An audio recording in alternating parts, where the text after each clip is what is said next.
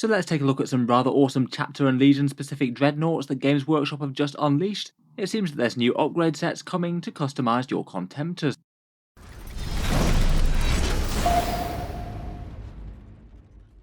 Hey everyone, welcome back to Warspecs Tactics, where today we're talking about some snazzy dreadnought upgrades. A really quite fun little set of previews, I think, for making the Contemptor dreadnought that Games Workshop released not too long ago into a more specific version given your chapter or Chaos Legion. Sometimes when Games Workshop does their upgrade kits and things, it's more about in-game rules and different weapon stats and stuff. But this time it's purely aesthetics. If you wanted to customise your dreadnoughts to make it a bit closer to your chapter or legion, then this would be a way that you can do so. The parts that they're releasing are mainly aimed at this Contemptor Dreadnought that you can field both in Warhammer 40k and in Horus Heresy.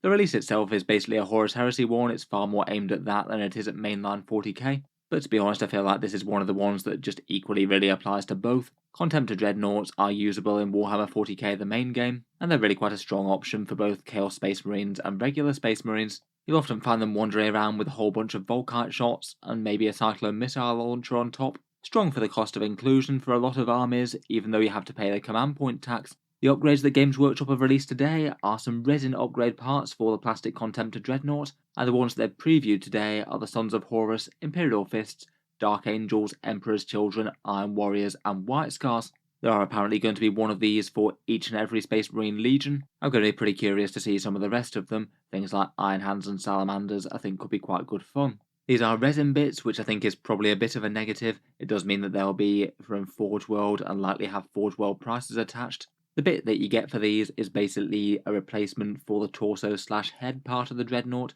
so it really is focused on the middle bit of it. You don't get alternate arms, legs, or weapons, or anything like that, I'm afraid.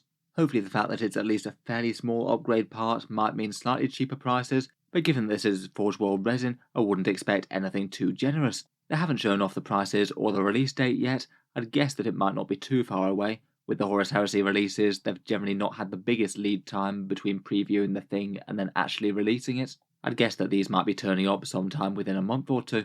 It does look like the general idea of them would be that you add these to the current plastic Contemptor Dreadnought kit.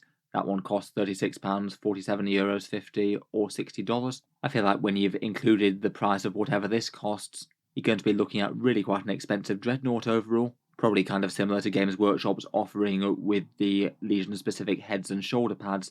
If you have just the base model, it's maybe not the worst value as 40k is concerned. If you pay for the extra upgrades to give it a specific chapter or legion, you will get yourself some nice custom models, but they will work out very, very expensive, even in terms of Warhammer.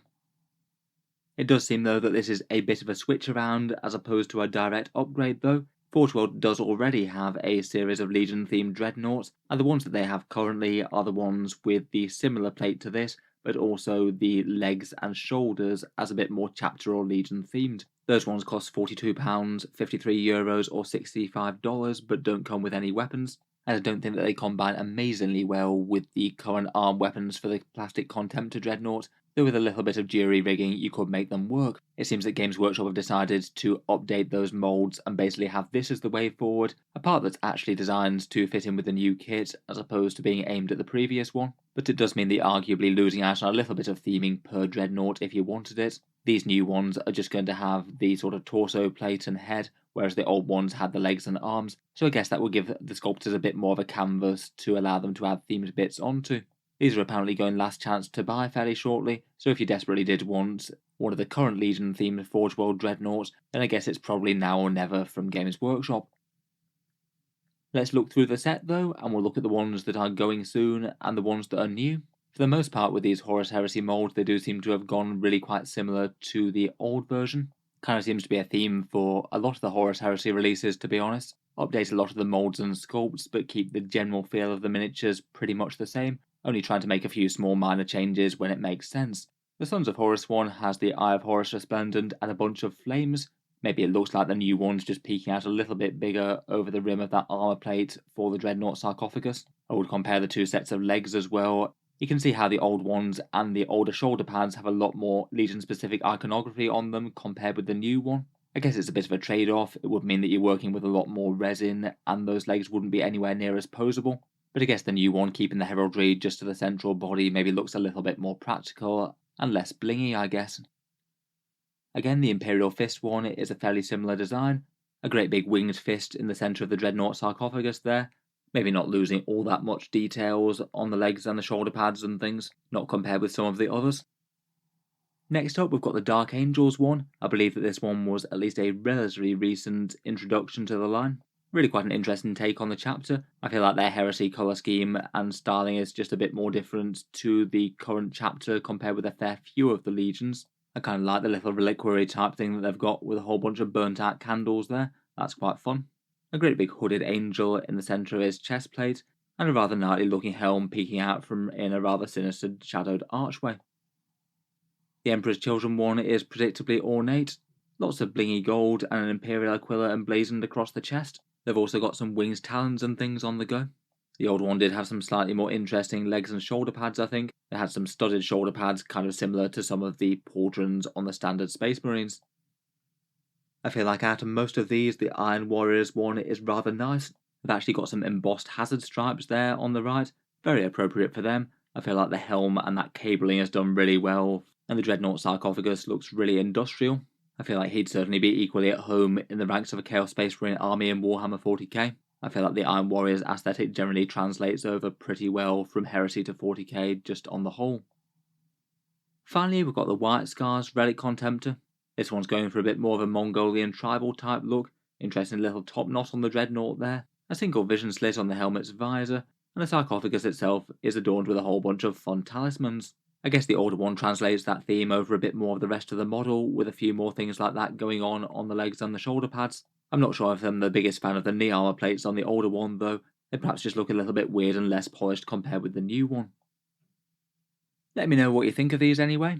Kind of an interesting release. The main parts are basically the same as they were on the previous models, but now a bit more aims to be combined with the plastic kit as opposed to get extra resin arms and things, but it does mean that you do lose some theming like the bits on the arms and the shoulder pads.